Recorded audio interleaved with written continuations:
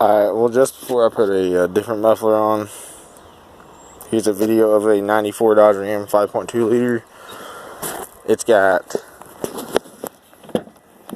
regular 2-inch pipes coming off the manifolds to a ypipe, no cat, and it's got dual 3-inch pipes running all the way out the back right after, so it's kind of like a long X pipe, but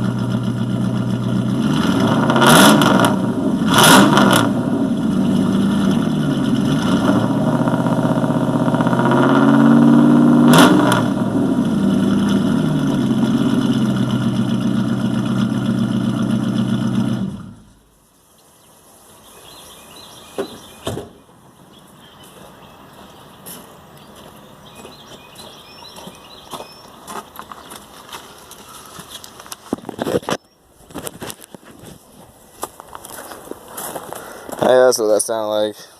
Somebody's taking these Flowmaster off, makes $40 for the pair.